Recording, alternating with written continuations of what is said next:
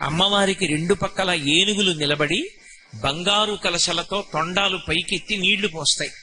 ఆ నీళ్లు పోస్తున్నప్పుడు విమలచారు జలప్లుతాంగీం, ఆమె తెల్లటి బట్ట కట్టుకుని ఆ స్నానశాటిలో అమ్మవారు ఆ దిగ్గస్థిబి కనక కుంభ ముఖావసృష్ట స్వర్వాహిని, ఆ దిగ్గజములు బంగారు కలశములతో పోస్తున్నటువంటి నీటి యందు తడిసి ఉంటుంది. ఆ తడిసినటువంటి అమ్మవారిని లిప్త కాలం ఒక్కసారి దర్శనం చేస్తే చాలు. మనసులో దర్శనం చేస్తే అలక్ష్మీర్మే నశ్యతాం త్వాం రుణే అని శ్రీ సూక్తం. అలక్ష్మి నివారణమవుతుంది.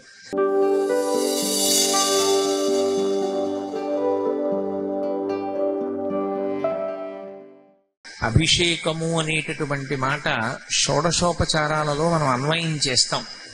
షోడశోపచారాలలో అభిషేకము అన్న మాటకు అర్థం స్నానము అని. బాహ్యార్థం తేలికగా అర్థం చేసుకోవడానికి ఉపయుక్తమయ్యే అర్థం ఏది అంటే స్నానము. కానీ నేను స్నానం చేశాననుకోండి, కోటేశ్వరరావు గారికి అభిషేకం జరుగుతోంది అని అనకూడదు, లేకపోతే ఆయన అభిషేకం చేసుకుంటున్నారు అనకూడదు. స్నానమే చేస్తున్నాం అనాలి. పరమేశ్వరుడికి కూడా స్నానం అన్న మాటే వాడతాం. షోడశోపచారాలలో అభిషేకం సమర్పయామి అనం, స్నానం సమర్పయామి అంటాం. స్నానం సమర్పయామి అన్నప్పుడు మంత్రపూరితమైనటువంటి జలం కలశలో ఉంటుంది. నదులను మంత్రశక్తి చేత ఆవాహన చేస్తారు. గంగే చయమునే చైవ గోదావరి సరస్వతి నర్మదే సింధు కావేర్యౌ జలేస్మిన్ సన్నిధింకురు ఆయాంతు ఈశ్వర స్నానార్థం కలశోదకేన నదీజలం ఆవాహయామి. నదుల యొక్క జలాల్ని ఆవాహన చేసి ఆ నీటితో ఆపోహిష్టామయో భవస్థాన ఊర్జీ దధాతన మహేరణాయి చక్షసే యోవశివతమోరసస్తస్య భాజేతే హనః వంటి మంత్రాలతో జలములను ప్రోక్షిస్తారు, ఒకసారి చల్లుతారు. చల్లినంత మాత్రం చేత దాన్ని స్నానంగా ఆయన స్వీకరిస్తాడు. ఆయన స్వీకరించడం కాదు, మనం దర్శనం చెయ్యాలి. పరమేశ్వరుని యొక్క స్నానాన్ని ఎవరైనా దర్శనం చేస్తే వాళ్ళకి రెండు ఫలితములు కలుగుతాయి. ఒకటి అలక్ష్మి నివారణమవుతుంది, రెండు లక్ష్మి కటాక్షిస్తుంది. ఈ రెండూ జరగాలి అంటే ప్రతి ఇంటిలోనూ కూడా షోడశోపచార పూజలో భగవంతునికి స్నానం సమర్పయామి అని స్నానాన్ని భావన చెయ్యాలి. ఆ స్నానం ఎలా భావన చెయ్యాలో కూడా మనకి తెలియదని శంకర భగవత్పాదులు కనకధారా స్తవంలో మనకి నేర్పారు. దిగ్గస్థిభి కనక కుంభ ముఖావసృష్ట స్వర్వాహిని విమలచారు జలప్లుతాంగీం ప్రాతర్నమామి జగతాం జననీమశేషలోకాధినాథ గృహిణీం అమృతాబ్ధిపుత్రీం అని పిలిచారు లక్ష్మీదేవిని.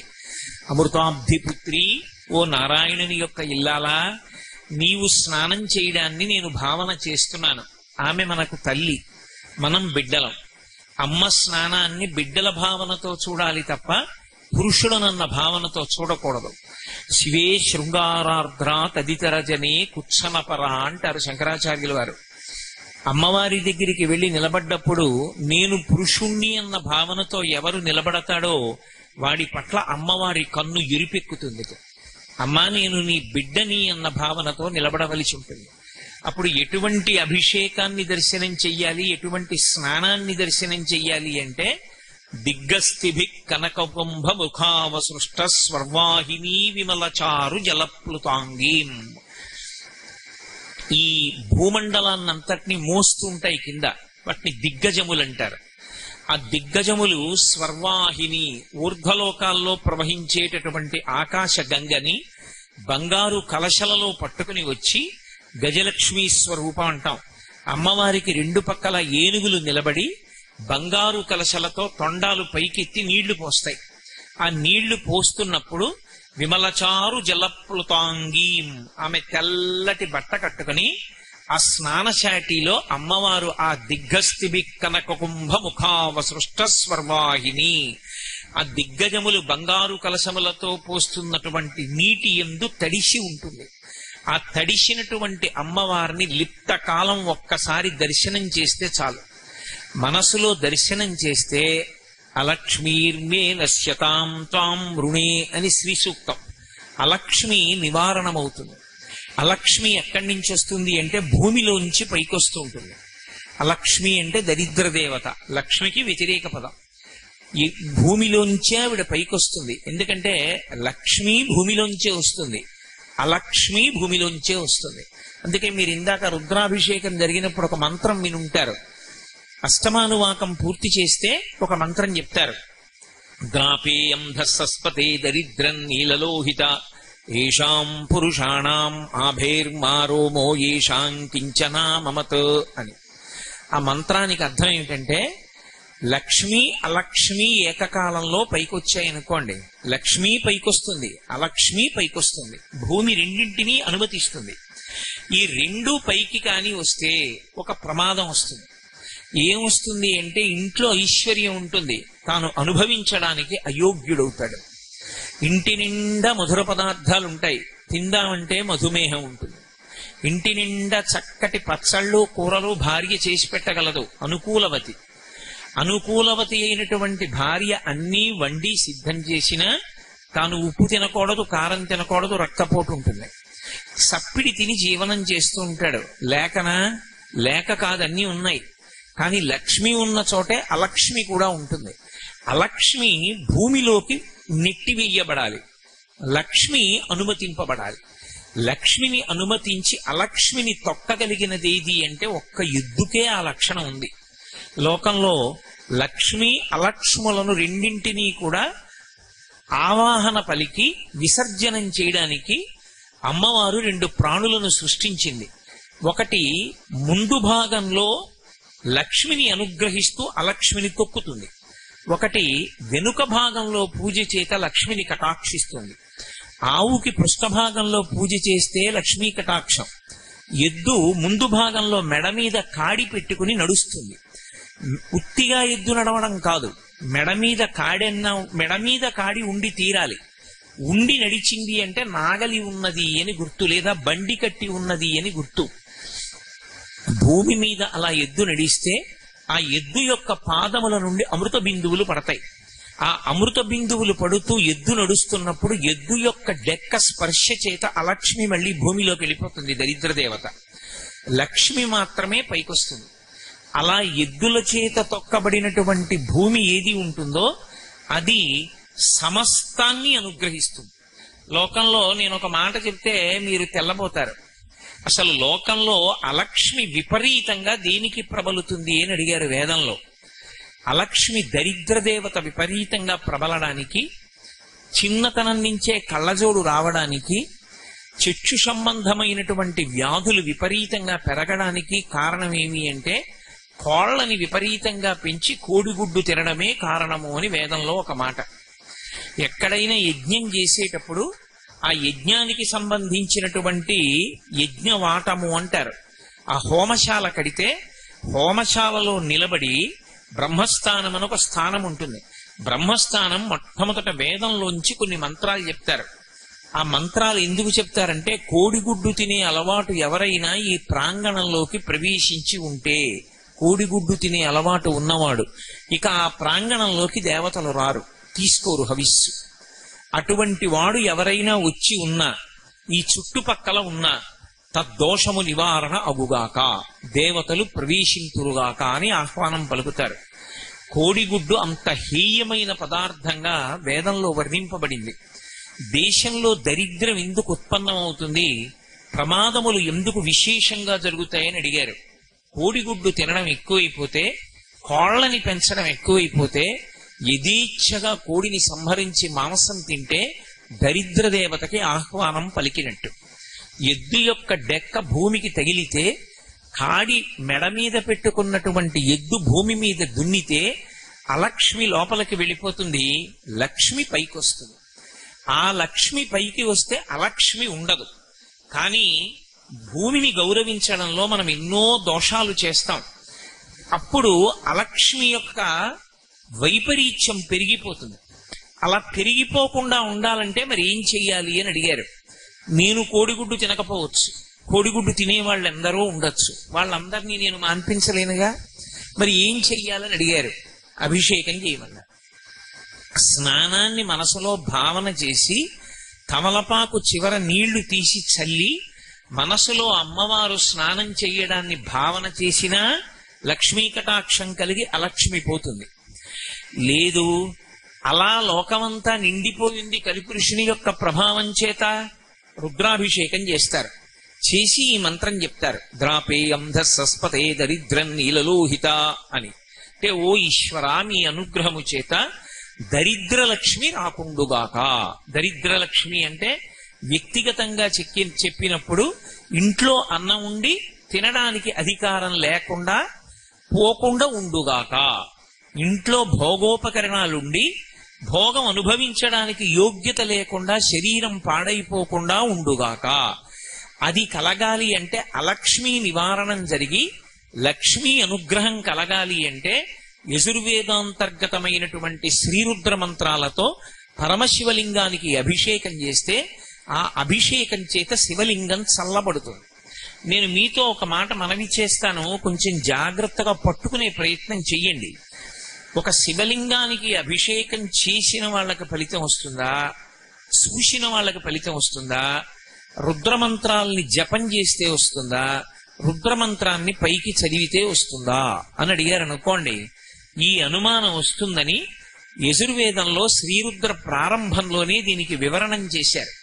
అసలు శివలింగానికి అభిషేకం చేస్తే లోకం ఎందుకు చల్లబడాలి అంటే, అక్కడ జరుగుతున్నటువంటిది కేవలం శివలింగానికి అభిషేకం అని అనుకోకూడదు.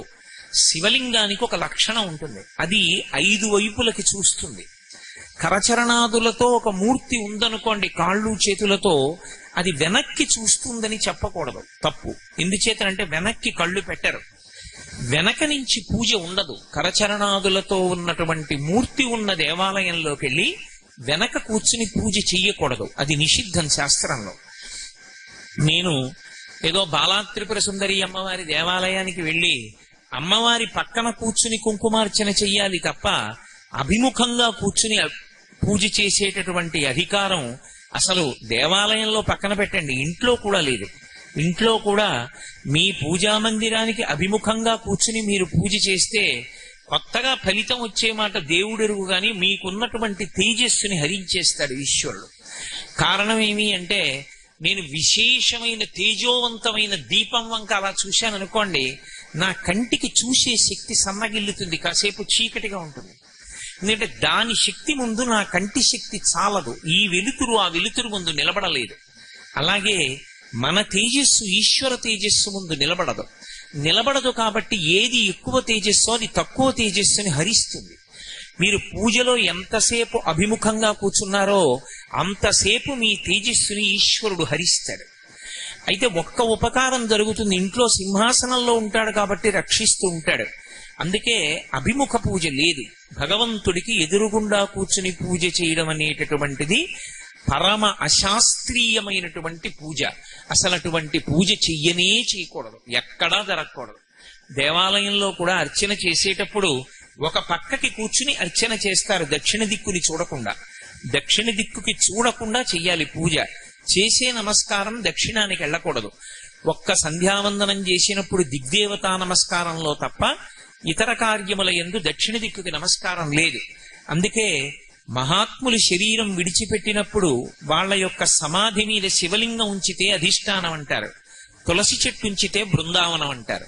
అధిష్టానానికి కానీ బృందావనానికి కానీ వెళ్లి నమస్కారం చేసినప్పుడు దక్షిణ దిక్కెటు అని అడిగి నమస్కారం చెయ్యాలి. మన ఇష్టం వచ్చినట్లు నమస్కారం చేస్తే అది యమధర్మరాజు గారికి ఎడుతుంది. ఆయన దక్షిణ దిక్కుకు అధిపతి, ఆయన ప్రీతి చెందాడనుకోండి, ఆయన ఇవ్వవలసిన అనుగ్రహం ఆయన ఇస్తాడు. అది మనకి ఆమోదయోగ్యం కాదు కాబట్టి అంటే ఏమంటే మరి ఎప్పటికీ చచ్చిపోకూడదా అంటే, త్రయంబకం యజామహే సుగంధిం పుష్టివర్ధనం ఉర్వారుకమివ బంధనాన్ మృత్యోర్ముక్షీయమామృతాత్.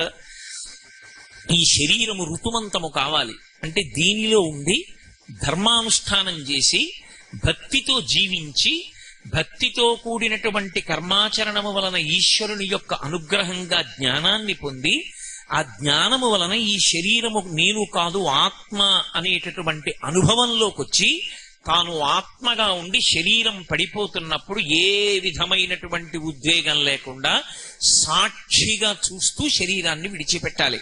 అది ఎలా విడిచిపెట్టాలి అంటే, ముచిక నుంచి చాలా తొందరగా తనంత తాను విడిపోయే పండు ఈ లోకం మొత్తం మీద ఒక్కటే, దోస పండు ఒకటే విడుతుంది. అలా దోసపండు నేల మీదే కాస్తుంది. దోసపండుని పందిరి ఎక్కించరు, దోసపాదు నేల మీదే పాకుతుంది. దోసకాయ పెద్దదైపోయి రంగు మారిపోయి పచ్చగా అయిపోతుంది. పసుపచ్చగా అయిపోయిన దోసపండు ముచిక నుంచి ఎప్పుడు విడిచిపెట్టిందో మీకు తెలియదు. మీరు దగ్గరకి వెళ్లి పండుని కదిపితే తెలుస్తుంది ముచిక వదిలిపెట్టింది అని. అప్పటి వరకు తెలియదు. అందుకే సనాతన ధర్మంలో చూడండి, ఎక్కువగా ఒక మాట వాడతారు. ఆయన పండిపోయారండి అంటారు, పంటలు పండాయండి అంటారు, పిల్లలు ఆడుకుంటే పంటలు వేసుకోండి అంటారు. ఆఖరికి పరమపద సోపాన పఠము అని ఒక పఠంలో ఆట ఆడితే నా పిక్క పండిపోయిందంటారు. పండిపోవడం అంటే ఏమిటంటే బలవంతంగా ముచిక నుండి విడకూడదు, తనంత తాను ముచిక నుండి విడిపోవాలి. విడిపోయే ముందు రంగు మారిపోవాలి. లోపల ఉన్న గట్టి పదార్థం అంతా గుజ్జుగా అయిపోవాలి, తీయగా అయిపోవాలి. అయిపోయి తనంత తాను రాలి కింద పడిపోవాలి. దాన్ని పండిపోవడం అంటారు. పండిపోవడం అంటే జ్ఞానం కలగడం. ఆ జ్ఞానం కలిగే వరకు ఈ శరీరమునందు ఉండాలి.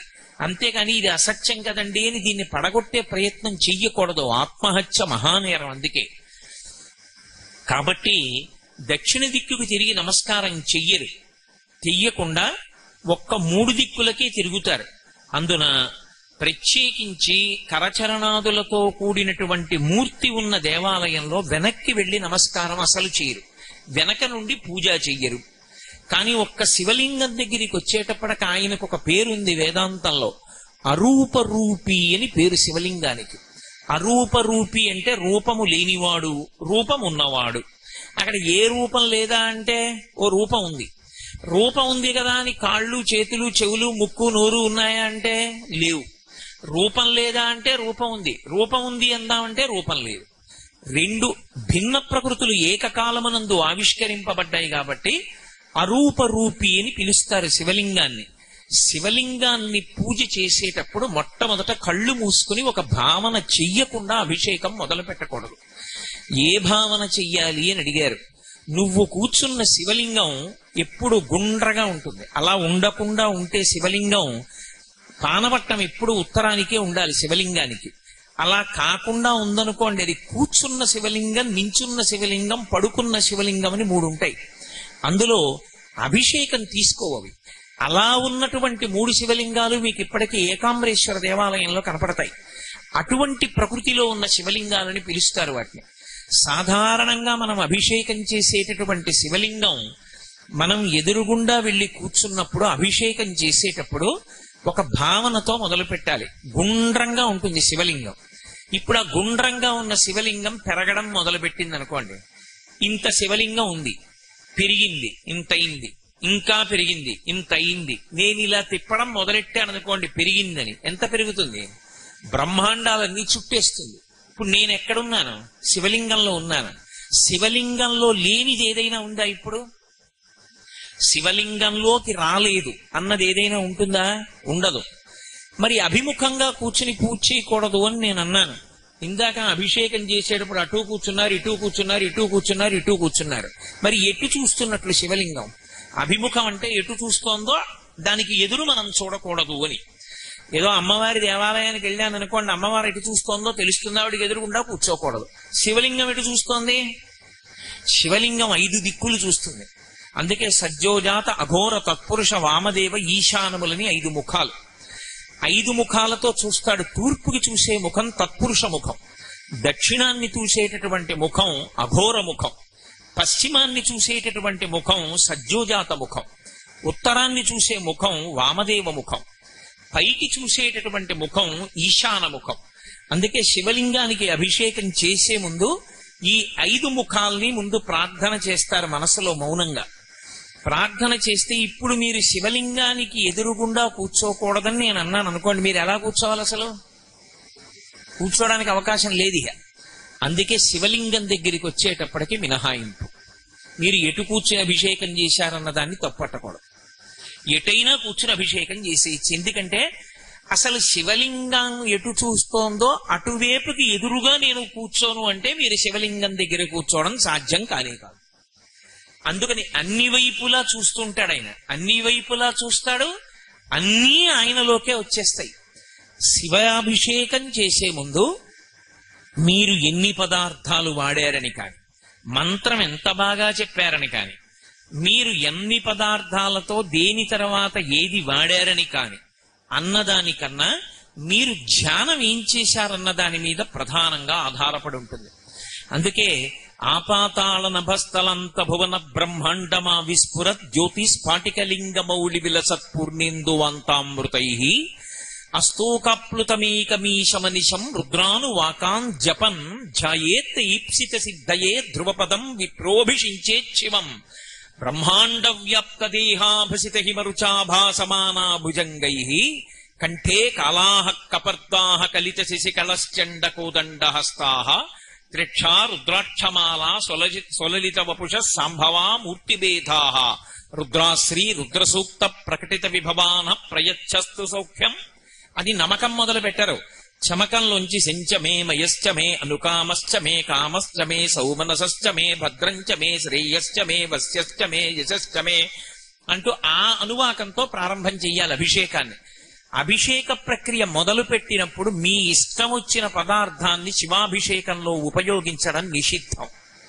మీ ఇష్టం వచ్చిన పదార్థాన్ని మీ ఇష్టం వచ్చిన క్రమంలో అభిషేకం చెయ్యడాన్ని అంగీకరించదు శైవాగమం. అభిషేకం చేసేటప్పుడు కలశపాత్ర చాలా పెద్దది పెట్టుకుని కలశ పూజ చెయ్యాలి. చేసి నారుద్రో రుద్రమర్చయేత్ మహన్యాసం చేసి ఆ కలశలో ఉన్న జలాలు పూర్తి కాకముందే మళ్లీ తీసుకొచ్చి నీళ్లు పోస్తూ ఉండాలి. అలా నీళ్లు పొయ్యడం కానీ అభిషేకం కానీ ఎవరు చెయ్యాలి అంటే గోచి పోసి పంచ కట్టుకున్న వాడికొక్కడికే అక్కడ కూర్చునే అధికారం. అందరూ వచ్చి మీద నీళ్లు పొయ్యకూడదు.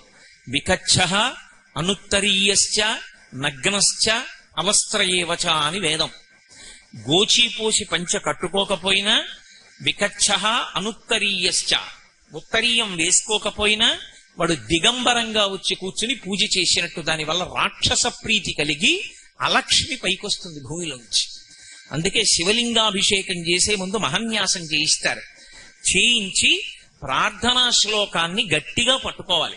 శివలింగం వంక చూస్తూ ఏమని భావన చెయ్యాలంటే, ఇది ఆపాతాళ నభస్థలంత భువన బ్రహ్మాండమా విస్ఫురత్. ఈ పాతాళలోకం దగ్గర నుంచి బ్రహ్మాండములు ఎంతవరకున్నాయో అంతవరకు ఈ శివలింగమే నిండిపోయింది. నిండిపోతే ఇప్పుడు దీని మీద చంద్రబింబం ఉంది. చంద్రబింబానికి ఓ లక్షణం ఉంటుంది. ఆయనకి సుధాకర హిమకర అని పేరు. అమృత బిందువులు పడుతూ ఉంటాయి చంద్రుడి మించి. ఆ అమృతధార పడుతూ ఉంటుంది. ఆ అమృతధారలో తడిసిపోతూ ఉంటుంది ఈ బ్రహ్మాండమంతా. తడిసిపోతుంటే చల్లగా ఉంటుంది. ఆ చల్లగా ఉన్నటువంటి శివలింగం చంద్రుని నుండి కరిగినటువంటి అమృతధారలతో తడుస్తోంది. అలా ఈ బ్రహ్మాండాన్నంతటినీ ఒక్కసారి శివలింగంగా భావన చెయ్యాలి. దూర్జటి చేశాడు కాళహస్తీశ్వర మహాత్మ్యంలో.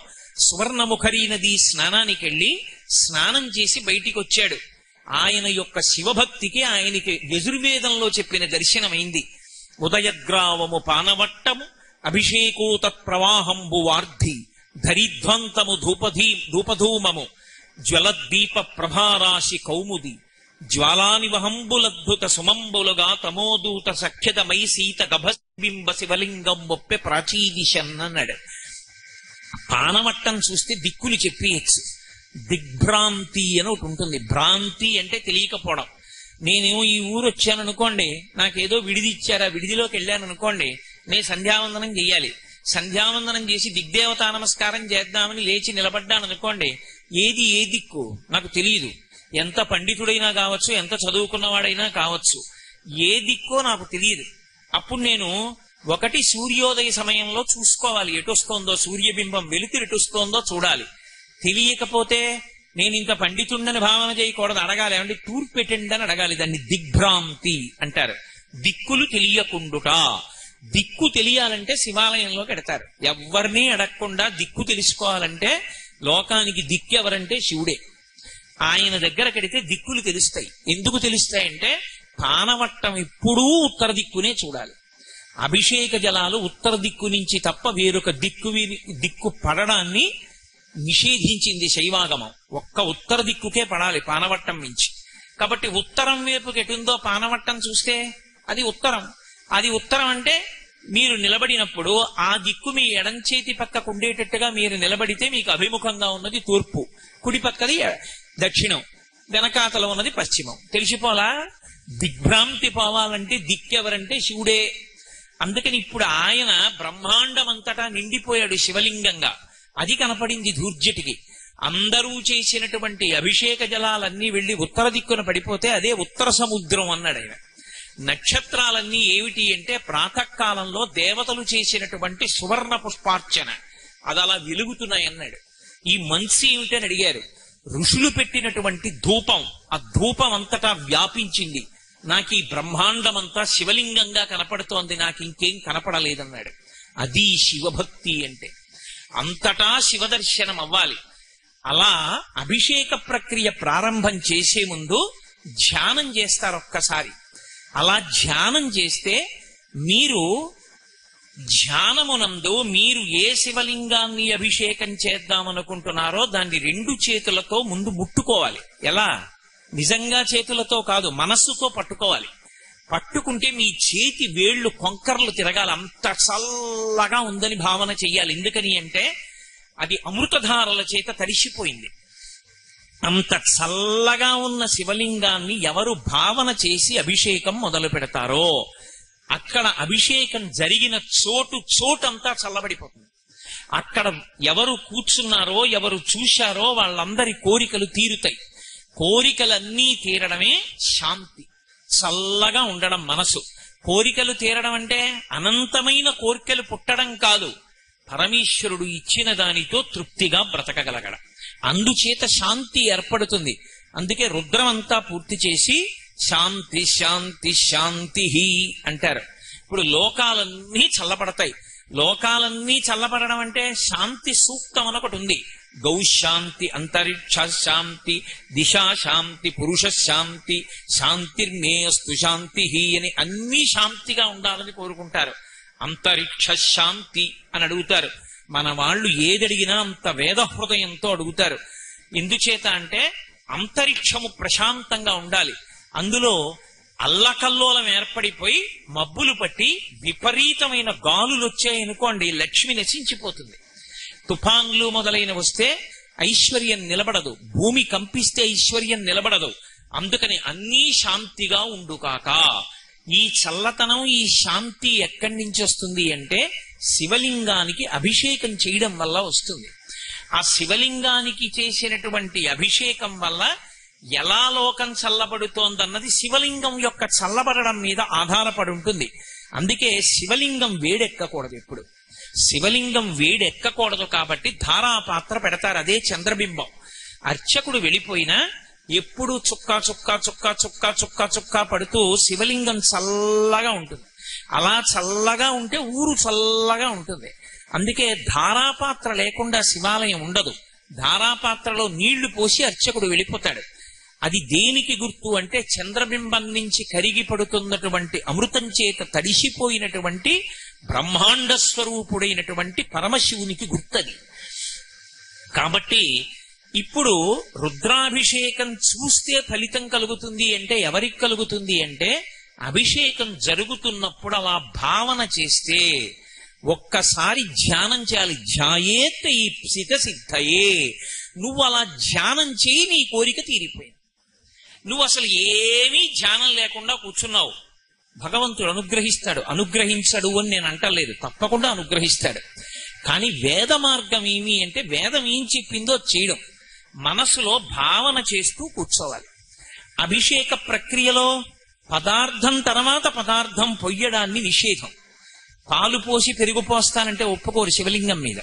పాలు పోస్తే శుద్ధజలం పోయాలి, పెరుగు పోస్తే శుద్ధజలం పోయాలి, నెయ్యి వేస్తే శుద్ధజలం పోయాలి, తేనె పోస్తే శుద్ధజలం పోయాలి. అందుకే అభిషేక ప్రక్రియ అనేటటువంటిది అలవాటుగా ఉండాలి.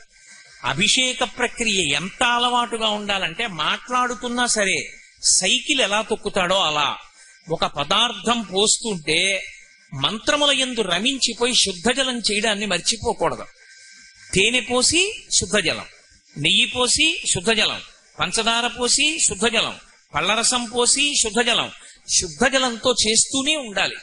శివాభిషేకం ఎప్పుడు పూర్తి చేసినా చందనోదకంతో మాత్రమే పూర్తి చేయాలి. చందనోదకం చిట్ట చివరి ద్రవ్యం. చందనోదకంతో పూర్తి చేసే ముందు ఏం చేస్తారంటే కాహళీ వాయిస్తారు. ఒకసారి కాహళీ అంటే పెద్ద శబ్దం చేస్తూ ఢమరుకంలా వాయిస్తారు. వాయిస్తే ఏంటంటే ఐ డ్రా యువర్ అటెన్షన్ అంటారే ఇంగ్లీష్ లో, అందరూ జాగ్రత్తగా చూడండి అని గుర్తు. చందనోదకంతో చేస్తున్నప్పుడు శివలింగం వంక చూస్తే పుత్రపౌత్రాభివృద్ధి కలుగుతుంది. గృహస్థాశ్రమంలో ఉన్న వాళ్ళు అందరూ వంశం ఆచంద్రతారార్క నిలబడాలని కోరుకుంటారు కాబట్టి చిట్ట చివర చందనోదకంతో చేసి శుద్ధ జలంతో చేసి పూర్తి చేసేస్తారు అభిషేకాన్ని. అలా ఆ అభిషేకం చేసేటప్పుడు ధ్యానం చేసినా ఉత్తమ ఫలితాలు, మౌనంగా చూసినా ఉత్తమ ఫలితం, మంత్రాన్ని స్వరంతో రమించి చదివినా ఉత్తమ ఫలితం, అథవా ఇదేమీ కూడా చెయ్యక్కర్లేదు, అసలు ఇదంతా కూడా పక్కన పెట్టేసి జపం చేసినా అంతే ఫలితం. నీ సొంతంగా చెప్తున్నాను అనుకుంటున్నారేమో, నేను యజుర్వేద ప్రార్థనా శ్లోకంలోంచే నా ఉపన్యాసం చేస్తున్నాను ఇవాళ. అందులో ఉందా లేదా? ధ్యాయేత్ ఈప్సిత సిద్ధయే ధ్రువపదం విప్రోభిషించే శివం బ్రహ్మాండ వ్యాప్తదేహ భసిత హిమరుచాభా సమానా భుజంగై కంఠే కాళాహ కపద్దాహ కలిత శశికళశ్చండ కోదండ హస్తాహ. జపం చేస్తే ఒకప్పుడు శృంగగిరి పీఠాధిపత్యం వహించినటువంటి మహాపురుషులు చంద్రశేఖర భారతీ స్వామి వారు, ఆయన దగ్గరికి వెళ్ళి ఒక వేద పండితుడు మొరపెట్టుకున్నాడు, నా భార్యకు ఆరోగ్యంగా ఉండట్లేదండి, ఏం చేయమంటారు? ఆయన అన్నారు, నువ్వు వేదం చదువుకున్నావుగా, యజుర్వేదం వచ్చుగా అన్నారు. వచ్చు అన్నారు. యజుర్వేదంలో శ్రీరుద్రం వచ్చుగా? వచ్చు. మరి ఇంకే శ్రీరుద్రం జపం చేసి మీ ఆవిడికి తీర్థం ఇయ్యి అన్నారు. ఆయన అన్నాడు, నేను శృంగేరి వచ్చాను, మా ఆవిడ్ని తీసుకురాలా, ఎక్కడో ఉంది, ఎలా అన్నాడు. ఏమీ పర్వాలా, రోజు తెల్లవారుజామున స్నానం చేసి తుంగా నది ఒడ్డున కూర్చుని రుద్రాన్ని జపం చేసేసి ఈ రుద్రజపం అంతా అయిపోయిన తర్వాత ఏతత్ఫలం సర్వం శ్రీ ఉమామహేశ్వర పరబ్రహ్మార్పణమస్త నీళ్లు వదిలేసి అదే తీర్థాన్ని ఉద్ధరిణితో పట్టుకుని నీ ఆవిడ పుచ్చుకుంటోందని భావన చేసి ఒక ఆకులో 3 మాటలు విధులుపెట్టు. అకాల మృత్యుహరణం సర్వవ్యాధి నివారణం సమస్త పాపక్షయకరం శ్రీ ఉమామహేశ్వర పాదోదకం పావనం శుభం అంటూ 3 మాటలు ఆకులో వదిలిపెడుతూ మీ ఆవిడ పుచ్చుకుని తాగింది అని భావన చెయ్యన్నారు. 11 రోజులు ఇక్కడ ఇలా చేసి నువ్వు మీ ఇంటికి వెళ్ళన్నారు. 11 రోజులు శృంగేరిలో తుంగానది ఒడ్డున కూర్చుని జపం చేసి ఆయన ఇంటికి వెళ్ళాడు. వాళ్ళ ఆవిడికి పూర్తి స్వస్థత కలిగింది. నేను మీతో ఒక యథార్థం చెప్తున్నా, ఖండాంతరములలో ఉన్న వాళ్ళ యొక్క కోరిక కూడా రుద్రజపం చేత తీర్చవచ్చు. అంత శక్తివంతం రుద్రమంత్రాలు. అందుకే ఆ రుద్రాన్ని జపం చేస్తే చాలు. అందుకే ఒక్క రుద్రం ఇన్ని కింద విడిపోతుంది అంటే ఒక్క రుద్రానికి నమకపాఠం, చమకపాఠం, క్రమపాఠం, ఘనపాఠం ఇవి కాకుండా మళ్ళీ ఆ రుద్ర మంత్రాన్ని ఆయా అనువాకాల్లోంచి నమః వరకు విడదీసి స్వాహ కలిపారనుకోండి, హవిస్సుకి వెళ్ళిపోతుంది. ఇక్కడే ఇప్పుడు రుద్రహోమం చేశారనుకోండి, రుద్రహోమం చేస్తూ అనువాకంలోంచి నమశబ్దం వరకు మంత్రాన్ని తీసి నమస్వాహ అంటూ హవిస్సు ఇచ్చారనుకోండి, దాన్ని పరమేశ్వరుడు వచ్చి పుచ్చుకుంటాడు. ఇక మళ్ళీ వేరే మంత్రభాగాన్ని అన్వయం చెయ్యక్కర్లేదు. ఆ మంత్రానికి చివర స్వాహాకారం పెట్టేస్తే అదే యజ్ఞాధికారం కిందకి వెళ్ళిపోయి యజ్ఞంలో హవిస్సు ఇవ్వడానికి అధికారం ఇస్తుంది. కాదు, విశేషార్చన అని ఒకటి ఉంటుంది పరమశివుడికి. అందులో రుద్రమంత్రాల్ని తీసుకొచ్చి ఒక్కొక్క మంత్రాన్ని ఒక్కొక్క చోట విరుస్తూ నమః శబ్దం చెప్తూ ఆయనకి పూజ చేసేయచ్చు. అన్నిటికన్నా ఆశ్చర్యం ఏంటంటే పరమశివుడి గురించి రుద్రంతో జపం చేస్తే చాలు. జపం చేసేటప్పుడు ఒక లక్షణం ఉంటుంది. జపానికి ఉత్తమోత్తమైన ఫలితం ఎప్పుడు వస్తుంది? పెదవులు కదపకపోతే. పెదవులు కదిలే అనుకోండి, ఆ జపం హీనపక్షమైన ఫలితాన్ని ఇస్తుంది, చాలా తక్కువ ఫలితం ఇస్తుంది. మీరు పైకి ఏదైనా చెప్తే, మంత్రం అయితే నేను చెప్పేది నామాల గురించి కాదు, మంత్రం పైకి చెప్తే దాని శక్తి క్షీణించిపోతుంది. ఇప్పుడు అక్కడ కూర్చుని రుద్రం చదివారు, నేను ఎవరిని కించపరచడం నా ఉద్దేశ్యం కాదు, సత్యాన్ని చెప్తున్నాను. ఇప్పుడు వాళ్ళు అలా పైకి చదవడం వల్ల చాలా తక్కువ ఫలితం వస్తుంది. కానీ అభిషేకం చేసేటప్పుడు పైకి చెప్పకుండా ఉండడం సాధ్యం కాదు. అదే వాళ్ళు పక్కకెళ్ళి కూర్చుని రుద్రాన్ని జపం చేశారనుకోండి కళ్ళు మూసుకొని, దీనికి 1,00,000 రెట్ల శక్తి విస్ఫోటనం అవుతుంది. ఎందుకని అంటే జపంలో పెదవులు కదలవు. రుద్రం పైకి చదవాలని మీరు కోరుకున్నారనుకోండి, మీకు స్వరం తెలిసి ఉండాలి. స్వరం తెలియకుండా నోటికొక్కటి మంత్రం వచ్చు కదా, నేను చెప్పగలను కదా అని చెప్పి స్వరం తెలియకుండా స్వరభంగం చేస్తూ మైకు దగ్గర కూర్చుని చదివారనుకోండి, మీకు అనుకూల ఫలితాలు రావు, ప్రతికూల ఫలితాలు వస్తాయి. వేదంలో స్వరం ప్రధానం, అవునా కాదా? స్వరం బట్టే చదవాలంతే వేదమంత్రాన్ని.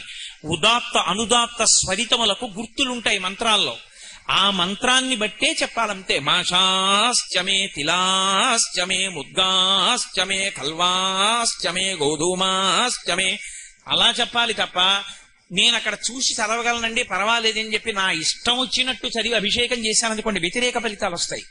స్వరం తప్పకూడదు. పైకి చదివితే స్వరం తెలియాలి. నీకు స్వరం తెలియకపోతే బెంగలేదు, నోరు మూసేసుకుని పెదవులు కదలకుండా లోపల చదివేస్తే జపం అయిపోతుంది. జపానికి పైకి చదవవుగా, పైకి చదివితే కదా స్వరం, లోపల చదివితే స్వరభంగానికి దోషం రాదు. ఉద్గాత నియమము అని సామవేదంలో కూడా పైకి చదువుతున్నప్పుడు దమ్ము పట్టలేక స్వరభంగం అయితే క్షమించేస్తారు, తప్పట్టుకోరు. కాబట్టి లోపల జపం చెయ్యి, దోషం రాదు.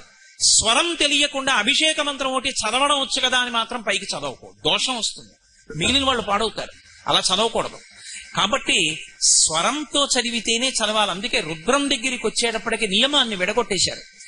ఏకవారాభిషేకం చేస్తే చాలు. సమయం లేదనుకోండి, మీరు 11 మాటలు చెయ్యమని చెప్పలేరు శాస్త్రం.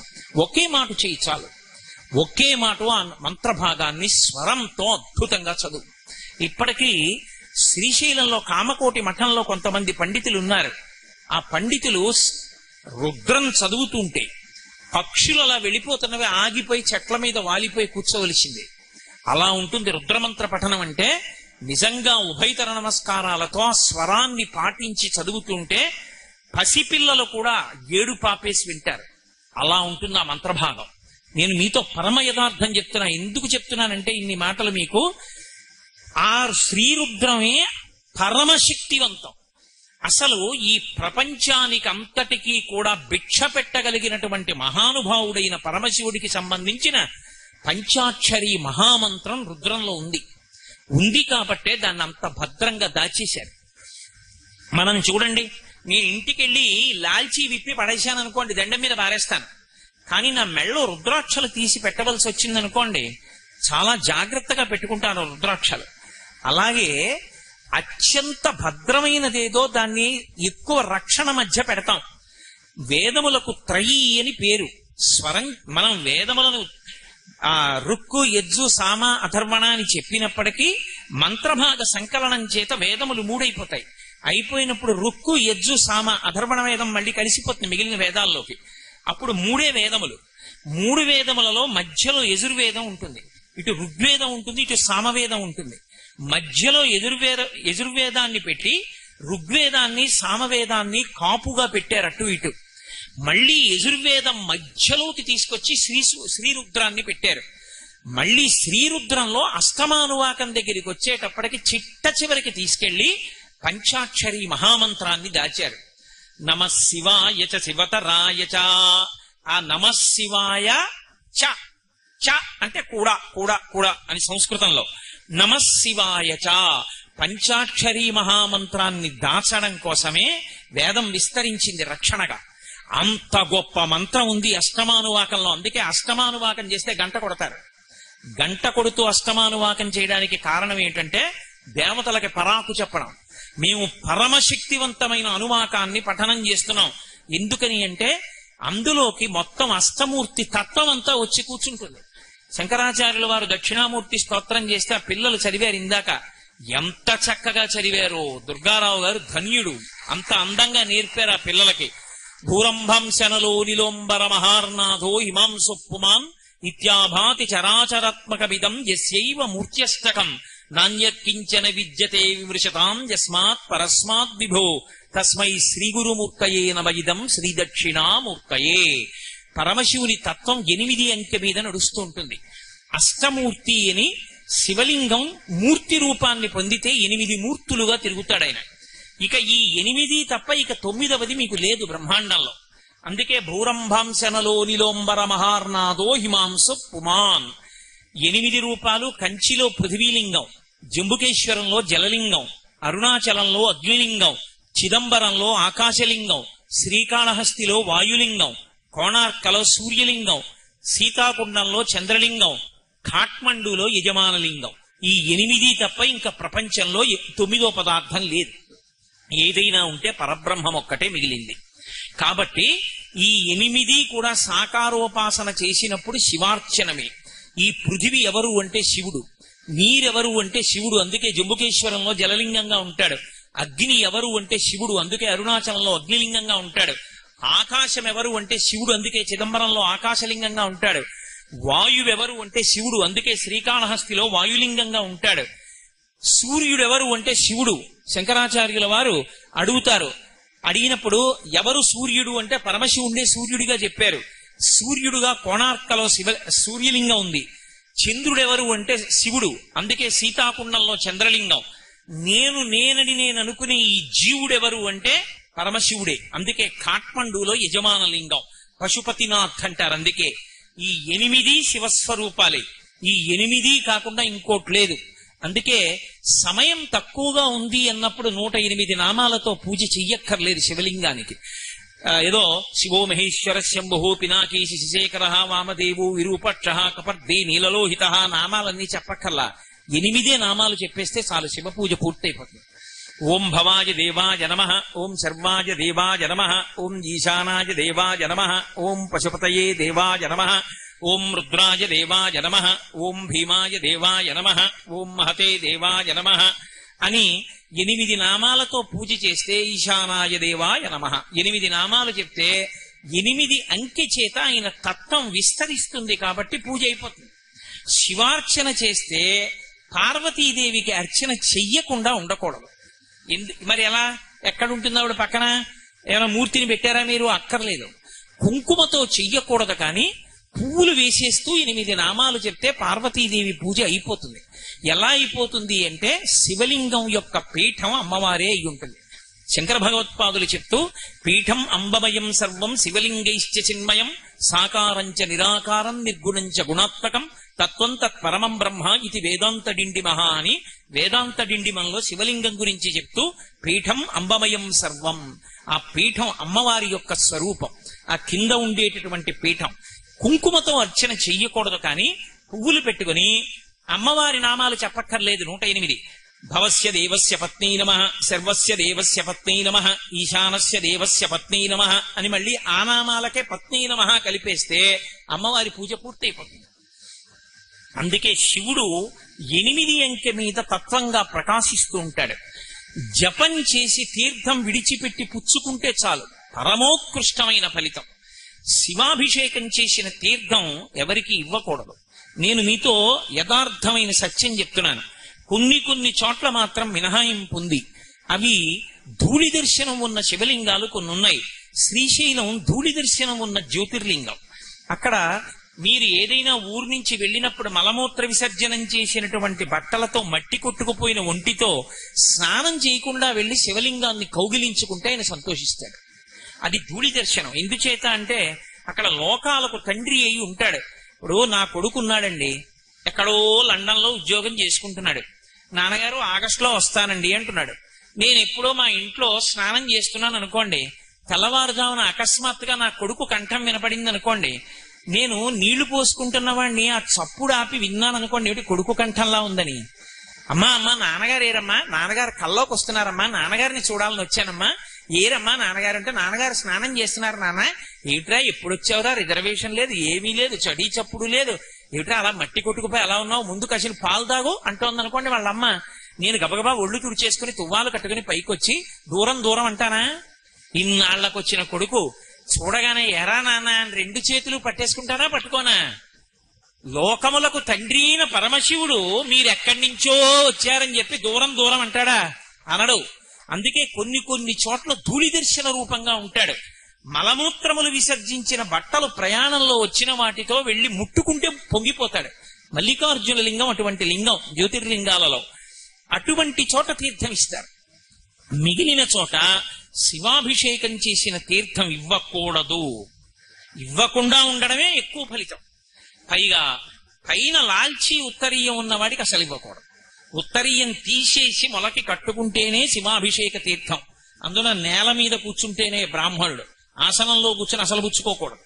కాబట్టి తీర్థం ఇచ్చే ముందు ఆయన పుచ్చుకోవడానికి యోగ్యంగా ఉన్నాడా లేడా చూసి ఇవ్వాలి. అంతేకాని ఆయన ఏమైనా అనుకుంటారేమో అని ఇవ్వకూడదు. ఎందుకంటే ఆయన అలా అనుకుంటే ఆయనది తప్పు, మీ తప్పు కాదు. అది ఆ తీసుకోవడానికి యోగ్యత ఎవరికి ఉంటుంది అంటే ఒక్క శాంభవ దీక్షా తత్పరులైన వారు ఎవరున్నారో వారు ఒక్కరు మాత్రమే నిత్యాభిషేకం చేసి తీర్థం పుచ్చుకుంటారు. శివాలయంలో అర్చకులు అథవా పుచ్చుకుంటారు తప్ప మిగిలిన చోట్ల శివాలయంలో అభిషేక తీర్థం ఇవ్వరు. ఎందుకని అంటే పుచ్చుకోవడానికి మనకి శక్తి సరిపోదు. నారుద్రో రుద్రమర్చయేత్, మహన్యాసము చేత రుద్రాంశ అన్వయం అయితే తప్ప ఆయనని పూజించడం పుచ్చుకోవడం సాధ్యం కాదు. కానీ అభిషేకం చూస్తే చాలు, జపం చేస్తే చాలు, ఆ తీర్థం పుచ్చుకుంటే చాలు. మీకేమీ చేత కాకపోతే శివ శివ శివ శివ శివ శివ శివ అంటే చాలు. లోకంలో ఆశ్చర్యకరమైనటువంటి లక్షణం ఏంటంటే పైకి పరమ అమంగళంగా ఎవరు కనపడతాడో వాడే సమస్త అమంగళములను తీసేస్తాడు. మీరు లోకంలో చూడండి, చక్క ప్యాంట్ వేసుకుని టై కట్టుకుని బూట్లు వేసుకుని ఎయిర్ కండిషన్డ్ రూమ్ లో కూర్చుని అధికారం చెలాయించేటటువంటి అధికారి మీకు ఆఫీసులో మరుగుదొడ్డి కడగడం. మరుగుదొడ్డి కడగాలి అంటే ఎవరు కడుగుతాడు అంటే మరుగుదొడ్డి కడగడానికి యోగ్యమైనటువంటి బట్టలు వేసుకున్నవాడే మరుగుదొడ్డి కడుగుతాడు. ఆయన ఏం తక్కువని మీరు అనుకోకూడదు. పరమశివుడు ఒక్కడే అమంగళకరమైనటువంటి వస్తువులను ధరించినట్లు కనపడతాడు. ఎందుకు కనపడతాడో తెలుసా? దాని చేత అమంగళాలన్నీ తీసేస్తాడు. అది విచిత్రం. అందుకే అసలు లోకంలో ఏదైనా చూడకూడంది చూస్తే శివశివ శివశివ శివశివ అంటాం. కానీ అసలు శివుణ్ణి చూస్తే, అసలు శివుని యొక్క యథార్థ రూపం చూశారనుకోండి, పునుకల పేరు కంఠమున భూరిభుజంగము భూషణంబుగా నయము భస్మధారణము ఎద్రి నివాసము మేరు విల్లుగా అనుబుగ దంతి చర్మమును హస్తములందు కపాల శూలముల్ పడిబడిదాల్తు శంకరు కృపావరు రూపమును ఆశ్రయించదన్నది. ఆయన మెళ్ళో పెద్ద పుర్రెలమాల వేసుకుంటాడు. ఎవడైనా ఓ పుర్రెలమాల వేసుకుని అక్కడ కూర్చున్నాడు అనుకోండి, ఆయన దగ్గరికి వెళ్ళి మీరు నమస్కారం పెడతారా? మరి ఆయన పుర్రెలమాల వేసుకుంటాడు. ఆయన కర్మ. ఆయనకి నిజంగా లేకపోతే శివుడికి నేను ఇచ్చేస్తాను ఆ మెళ్ళో రుద్రాక్షమాల. ఏమి ఎందుకు ఆయన అలా పుర్రెలమాల వేసుకోవడం? చేతకాక పుర్రెలమాల వేసుకున్నవాడు కాడు. ఆయన తత్వం చెప్తూ శంకరులు చెప్పారు, బ్రహ్మమస్తకావళి నిబద్ధతే నమశివాయ అని. ఈ బ్రహ్మాండములన్నీ చిట్ట చివర ఎవరిలోకి వెళ్ళిపోతాయంటే పరమశివునిలోకి వెళ్ళిపోతాయి. మహాతాండవం చేసి ప్రళయకాలమునందు తనలోకి తీసుకుంటాడు. ఎవరిలోకి వెళ్ళిపోయాయో వాడిలోంచే బయటికి రావాలి. మళ్ళీ నేను తిన్న అన్నం నేనే కక్కాలి. మా ఆవిడ ఎలా కక్కుతుంది? నేను లయం చేసుకుంటే నేనే మళ్ళీ విడిచిపెట్టాలి. మళ్ళీ బ్రహ్మాండములను సృష్టి చేసేటప్పుడు చతుర్ముఖ బ్రహ్మగారిని సృష్టించి విభూతినిచ్చి ఉరే వేదములను ఆధారం చేసుకుని మళ్ళీ బ్రహ్మాండములను సృజించమంటాడు ఆయన. అప్పుడు బ్రహ్మగారు లోకములను సృజిస్తాడు. సృజించినటువంటి బ్రహ్మగారు కూడా కాలమునందు పడిపోతాడు. పడిపోతే ఆయన పుర్రెలు పడిపోతాయి నేల మీద. పడిపోతే అరే పాపం మొట్టమొదట వచ్చినవాడు, నేను చెప్పినట్టు సృష్టి చేసినవాడు, ఈయన పుర్రె కూడా ఇలా కింద పడిపోవడమే. పోన్లేరా దీనికో గౌరవం ఇద్దామని తడప తీసుకుని అందులో పెట్టుకుని ఆ పుర్రె మెళ్ళలో వేసుకున్నాడు. ఇలా ఎన్ని పుర్రెలు వేసుకున్నాడు అంటే లెక్క పెట్టడానికి వీలు లేనంత పెద్ద పుర్రెలమాల వేసుకుంటాడు. అంటే దాని అర్థం ఏమిటంటే ఇంతమంది బ్రహ్మలు వెళ్ళిపోయారు, శివుడు అలాగే ఉన్నాడు. ఆయన శాశ్వతుడు అని గుర్తు. ఆయన కాలమునకు లొంగేవాడు కాదు, ఒకనాడు ఉండి ఒకనాడు వెళ్లిపోయేవాడు కాడు. అన్నీ ఆయనలోకి వెళ్ళిపోతాయి తప్ప ఆయన ఎందులోకి వెళ్ళిపోడు. అంతటి శాశ్వతుడని చెప్పడానికి. అందుకే శివకవచం గురించి చెప్తే ఓం నమో భగవతే సదాశివాయ సకల తత్వ విదూరాయ సకల లోకైక కర్త్రే సకల లోకైక హర్త్రే సకల లోకైక సంహర్త్రే సకల లోకైక సాక్షిణే సకల నిగమ గుహ్యాయ సకల లోకైక వరప్రదాయ సకల దురితార్తి భంజనాయ సకల జగద భయంకరాయ శశాంక శేఖరాయ శాశ్వత నిజావాసాయ నిరావాసాయ నిరాభాసాయ నిరాతంకాయ నిష్కళంకాయ నిష్ప్రపంచాయ నిర్ద్వంద్వాయ నిస్సంగాయ నిర్మమాయ నిర్మలాయ నిర్గుణాయ నిరుపమ విభవాయ నిత్య శుద్ధ బుద్ధ పరిపూర్ణ సచ్చిదానందద్వైత పరమ ప్రకాశాంత పరమ ప్రశాంతాయ పరమ తేజో విభూత్యాయ జయ జయ జయ రుద్ర మహారుద్ర మహారౌద్ర వీరభద్రావతార మహాభైరవ కాల భైరవ కల్పాంత భైరవ కపాల మాలాధర ఖట్వాంగ ఖడ్గ చర్మ ధర మృడ మృత్యుంజయత్రయంబక సదాశివ పరమశివ అని పిలుస్తారు. అందులో అలా పిలవడానికి కారణం ఏంటంటే ఘోర అఘోర రూపములు రెండూ ఆయన యందే అన్వయమవుతాయి. అందుచేత పుర్రెలమాల వేసుకుంటాడు తప్ప చేత కానివాడై పుర్రెలమాల వేసుకున్నవాడు కాదు. సమస్తం ఏమైపోవాలి? బూదిగా మారిపోవాలి. అన్ని బూజైపోతే మళ్ళీ సృష్టి ఎందులోంచి రావాలి? బూదిలోంచే రావాలి. ఈ సృష్టి యొక్క జీవకణాలని దాచడానికి కంప్యూటర్లో చిప్స్ ఎలా ఉంటాయో అలా సృష్టి కణాలన్నింటినీ తన శరీరానికే అలదుకుంటాడు. అందుకే విభూతిని ఒంటికి రాసుకుంటాడు అనడానికి కారణం అది. ఏది శాశ్వతమైనదో అది విభూతి. చిట్ట చివరికి అన్ని ఏమైపోతాయంటే బూదిగా మారిపోతాయి. అది భస్మ. స్కాంద పురాణంలో బ్రహ్మోత్తర ఖండం అని ఒక ఖండం, అందులో భస్మ వైభవం చెప్తారు. దానికి భస్మ అని పిలుస్తారు. భస్మ అని ఎందుకు పిలుస్తారు అంటే భా అంటే కాంతి, భగవంతుడు. స్మ అంటే స్మరణ, గుర్తుకు రావడం. ఈ మనుష్య ఉపాధిలో ఉన్న వాడికి భగవంతుడు జ్ఞాపకం వస్తూ ఉండాలి. ఆయనని మరిచిపోతే ఇక ఈ ఉపాధికి అర్థం లేదు. ఈ ఉపాధిలో నేను ఉన్నంత కాలం భగవంతుడు నా స్మరణలో ఉండి నేను అభ్యున్నతిని పొందాలని కోరుకోవడానికి మహానుభావుడైన పరమశివుడు నా స్మృతి యందు నిలబడుగాక అని కోరుకుని ఆ భస్మ పెట్టుకుంటారు. ఆ భస్మని పెట్టుకుంటే భగవంతుడు స్మరణలోకి వస్తాడు. భగవంతుడి స్మరణలోకి వచ్చి కదలికలన్నీ ధార్మికంగా ఉండాలని కోరుకోవడం. శక్తిని ఆజ్ఞాచక్రం మీద బొట్టుగా ఉంచుకుంటారు. బొట్టు ఆజ్ఞాచక్రం మీద పెట్టుకున్నాడు అంటే ఆజ్ఞాచక్రం మీద మనసు ఉంటుంది.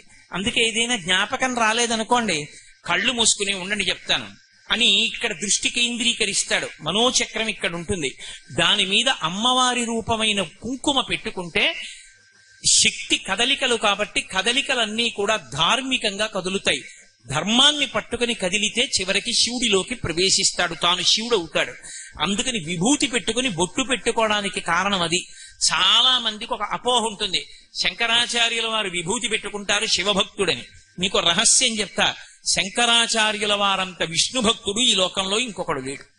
అసలు శంకరాచార్యుల వారు ప్రారంభంలో చేసిన స్తోత్రం లక్ష్మీదేవి పరంగా కనకధారా స్తోత్రం.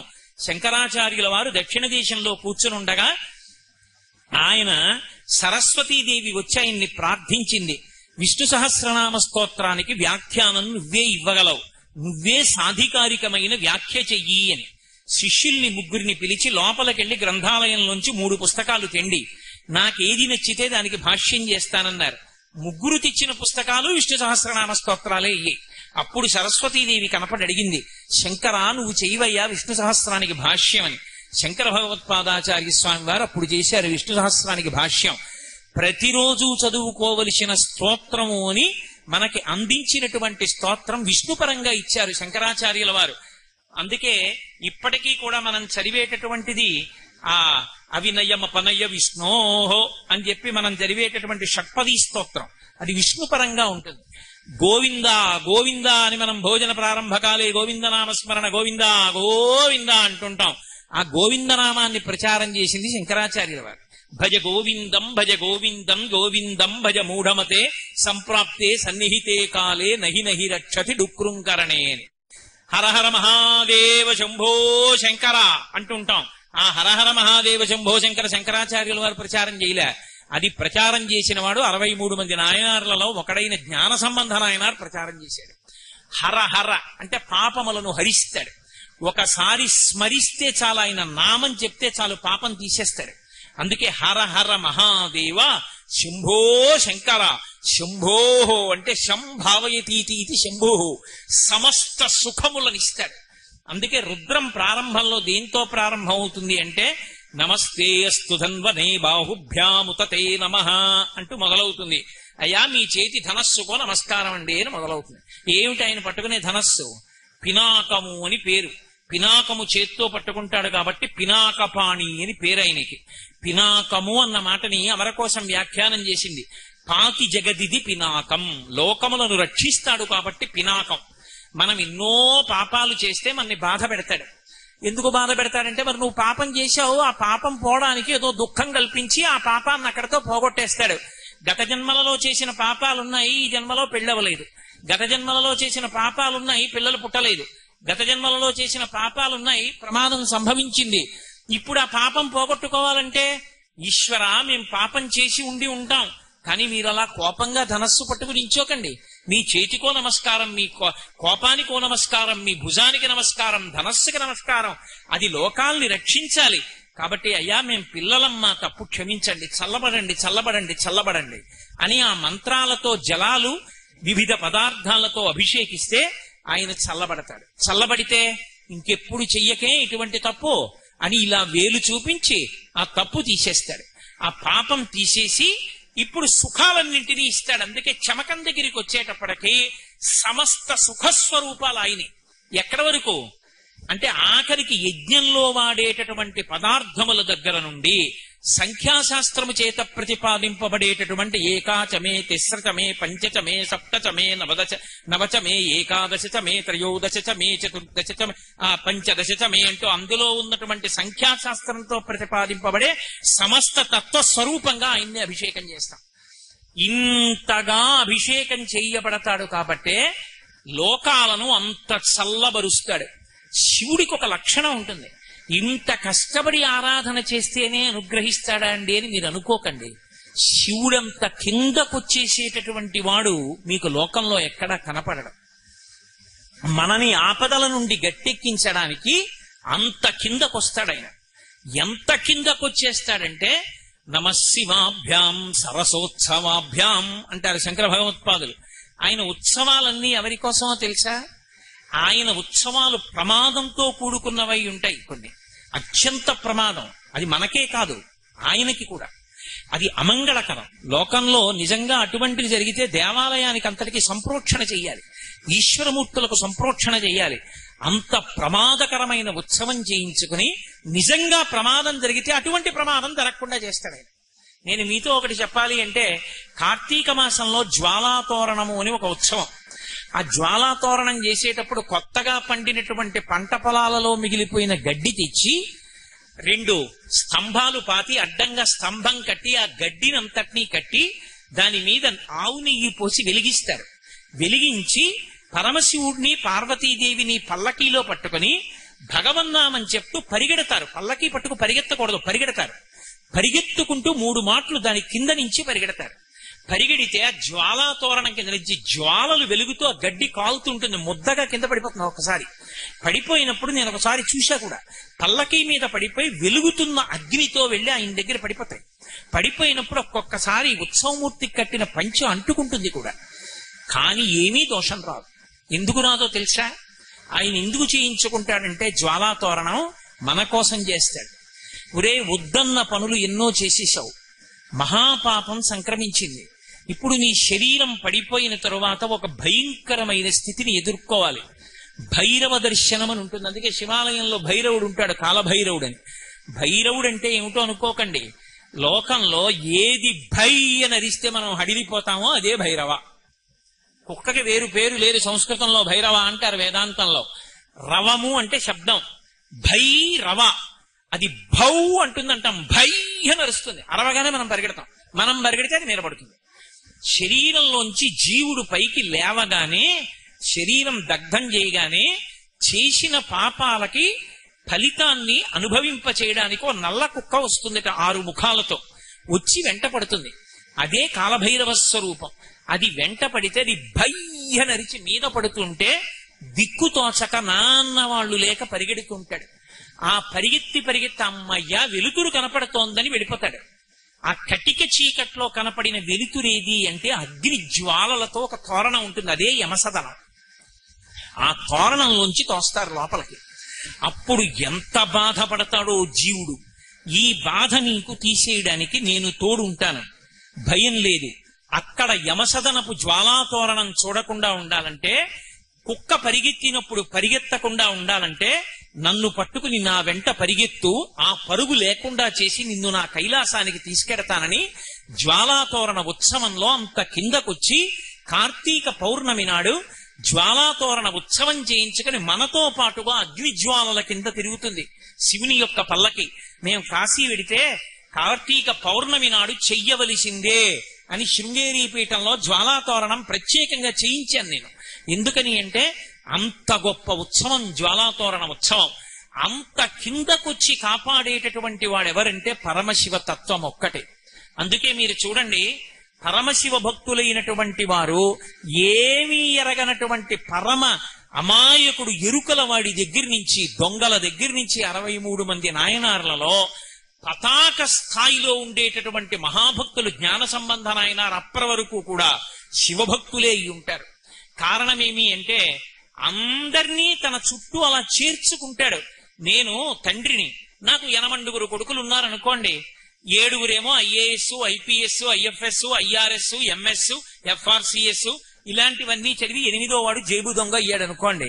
8వ వాడు జేబు దొంగ అయితే వాడు నా కొడుకు కాదని చెప్తానా? నా షష్ఠి పూర్తి జరిగితే 8 పిలుస్తాను. ఒరే, ఇక్కడ నీ హస్తలాఘవం ప్రదర్శించకుసుమా, నా మర్యాద పోతుందని చెప్తాను.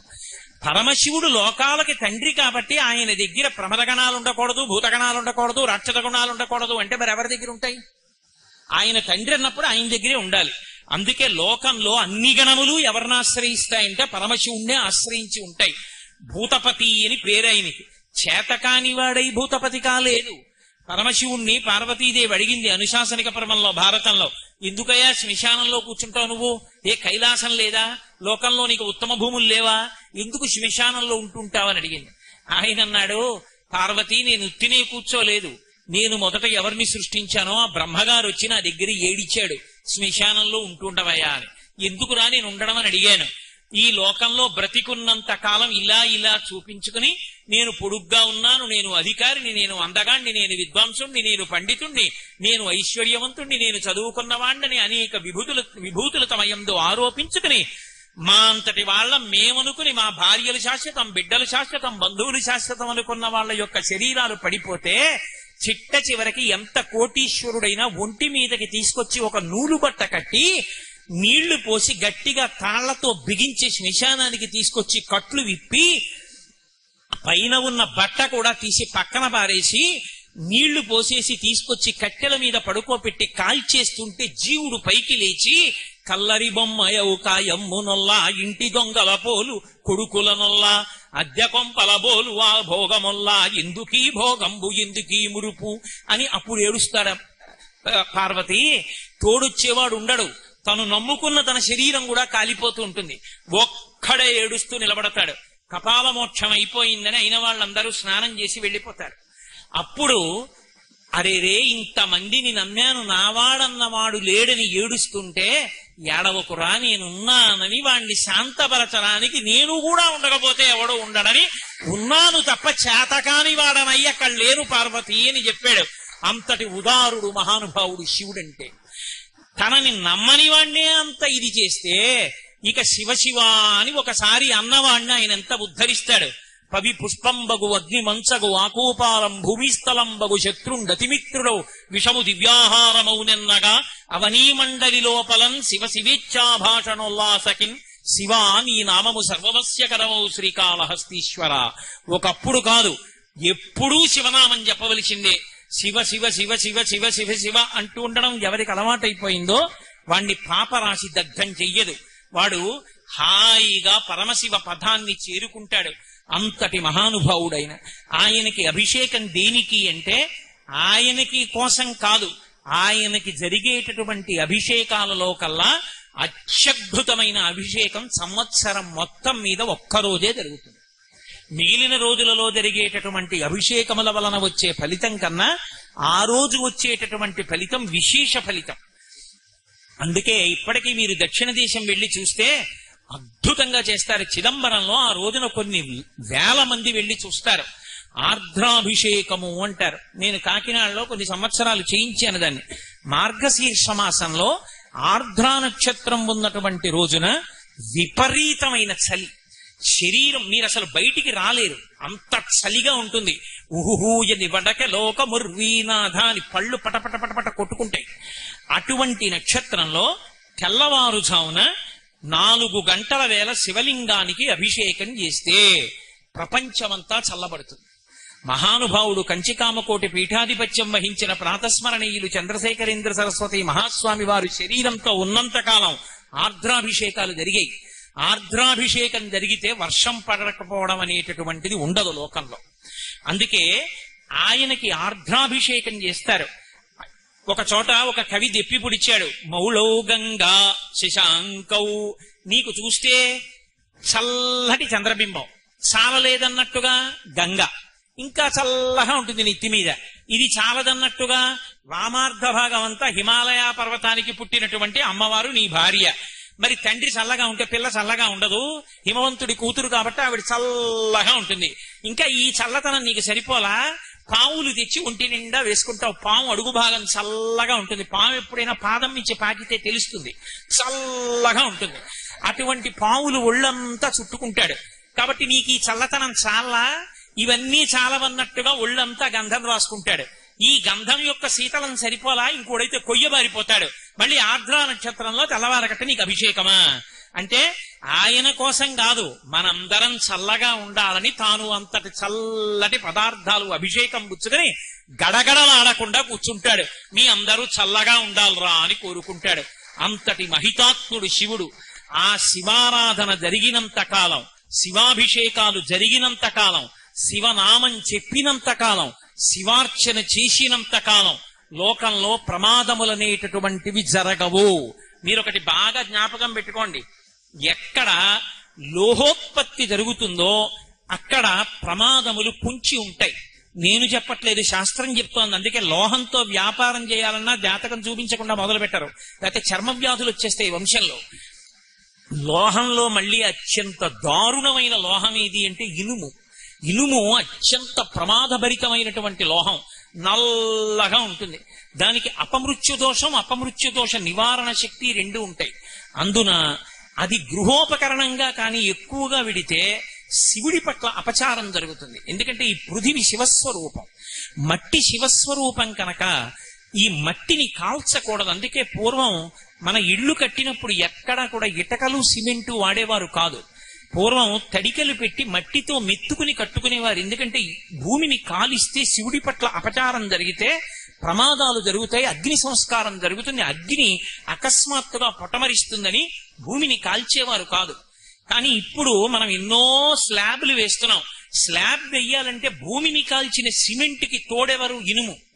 ఇనుము తోడైందనుకోండి భూమి పట్ల అపచారం చాలా ఎక్కువ అవుతుంటుంది. ఈ అపచార దోషం పోవాలి అంటే ఇద్దరి ఆరాధన జరగాలి. ఒకటి అమ్మవారి ఆరాధన విశేషంగా జరుగుతూ ఉండాలి. ప్రతిరోజు సహస్రనామాలతో అమ్మవారికి కుంకుమార్చన జరుగుతూ ఆ కుంకుమ బొట్టు పెట్టుకోవడం అలవాటై ప్రత్యేకించి ఇటువంటి కర్మాగారాలున్నటువంటి చోట పనిచేసేటటువంటి ఉద్యోగస్తుల భార్యలు లలితా సహస్రనామ స్తోత్ర పారాయణం చేస్తూ చక్క బొట్టు పెట్టుకోవడం అలవాటై దేవీ నవరాత్రి ఉత్సవాలు చేస్తూ క్రమం తప్పకుండా పరమేశ్వరుడికి అభిషేకాలు జరుగుతుంటే దానివల్ల మళ్ళీ శాంతి కలుగుతుంది, ప్రమాదాలు జరగకుండా ఉంటాయి. ప్రమాదము అన్న మాటకు అర్థం ఏమిటో తెలుసా? భీష్మాచార్యుల వారు చెప్పాడు, మహానుభావుడు భారతంలో. ఆయన దగ్గరికి వచ్చి అంపశయ్య మీద పడుంటే చెప్పారు, ఉప పాండవులు 5 చచ్చిపోయారు రాత్రే, అశ్వత్థామ చంపేశాడు అన్నారు. ఆయన అన్నాడు నవ్వి, రాజట ధర్మజుండు, సురరాజసుతుండట ధన్వి, లోక సంరక్షకుడైన చక్రి, సర్వభద్ర సంయోజకుడైన చక్రి సారథియట, ఉగ్రగదాధరుండు భీముడై యాజికి తోడువచ్చునట, ఆపద కల్గుటకేమి చిత్రమో అన్నాడు. ఆపద అంటే మన శక్తి చేత మనం తప్పించుకోలేనిది. మీరు ఎన్ని రక్షణలు పెట్టుకున్నా మిమ్మల్ని రక్షించలేని దాన్ని ఆపద అని పిలుస్తారు. రక్షణము లేక సాధుడు రక్షితుడకు సమత చేసి రాజుడులందున్ రక్షణలు వేయి కలిగిన శిక్షితుడకు కలుడు పాపచిత్తుండగుటన్. ఎన్ని రక్షణలు పెట్టుకున్నా ప్రమాదాలు ఆపలేం. ప్రమాదము అన్న మాటకు అర్థాన్ని భీష్ముడు చెప్తాడు. రాజట ధర్మజుండు, దుర్యోధనుడు పరిపాలిస్తున్నాడు, పాండవుల పిల్లల్ని చంపారంటే అర్థం ఉంది, దుర్యోధనాదులు చచ్చిపోయారు. ఉన్నది ధర్మరాజు గారు, ఆయనే పరిపాలిస్తున్నాడు. మరి 5 పాండవుల పిల్లలు ఎలా చచ్చిపోయారు? రాజట ధర్మజుండు, సురరాజసుతుండట ధన్వి, దేవేంద్రుడి కొడుకు అర్జునుడు. ఆయన చేతిలో ఉన్నది సర్వభద్ర సంయోజకమైన గాంధీవము విల్లుయట. ఆ గాంధీవం చేత్తో పట్టుకుని వింటి నారి సారిస్తే పిడుగులు పడిన ధనొస్తుంది, శత్రువులకి నెత్తురు కక్కుకు చచ్చిపోతారు. అటువంటి గాంధీవం పట్టుకునేవాడు అర్జునుడు. లోకాలని కాపాడగలిగిన కృష్ణ పరమాత్మ సారథి, బ్రహ్మాండమైన గద పట్టుకుని ఎప్పుడూ తిప్పుతుండేవాడు భీముడు. ఇంత గొప్ప వాళ్ళ పిల్లల 5 ఒక్క రాత్రి ఎలా చచ్చిపోయారా? వీళ్ళ గొప్ప ఏమైపోయింది అంటే ఎవడి గొప్ప చేత, ఎవడి సమర్థత చేత వాణ్ణి వాడు రక్షించుకోలేకుండా ఈశ్వరుడు ఏర్పాటు చేసినటువంటి ప్రమాదభరితమైన సంఘటనకు ఆపద అని పేరు. ఆపద తప్పడానికి కారణమేది అంటే భగవద్భక్తి ఒక్కటే. ధర్మరాజు గారు భారతంలో చెప్తాడు, ఆపద గడువం బెట్టన్ ఓర్చి సుఖం వైన దాని నుడగొట్పన్ అంటాడు.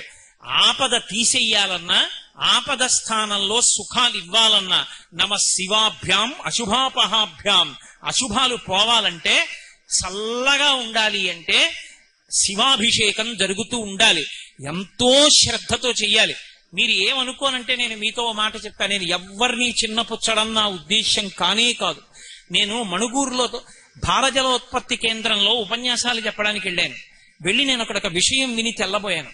ఆ ఊరికి చాలా దూరంగా ఉంటుంది కర్మాగారం. అక్కడ ఎక్కువ ఇళ్లు కూడా ఉండనివ్వరు. అక్కడ అలారం వేస్తే ఊరు విడిచిపెట్టి పారిపోవలసింది. అంత దూరంలో ఉంటుంది. అంత ప్రమాదభరితమైనటువంటి కర్మాగారం ఆ కర్మాగారం. అందులోంచి వచ్చేటటువంటి పదార్థాన్ని అణుకర్మాగారాల్లో ముడి పదార్థంగా వాడతారు. భద్రాచలం దగ్గర కట్టారు మణుగూరులో. నేను అక్కడికి ఉపన్యాసాలు చెప్పడానికి వెడితే అక్కడ ఒక పెద్ద చెట్లతో ఉన్న ప్రాంగణాలంటే నాకు చాలా ఇష్టం. అక్కడ ఒక గెస్ట్ హౌస్ లో నాకు అకామిడేషన్ ఇచ్చారు.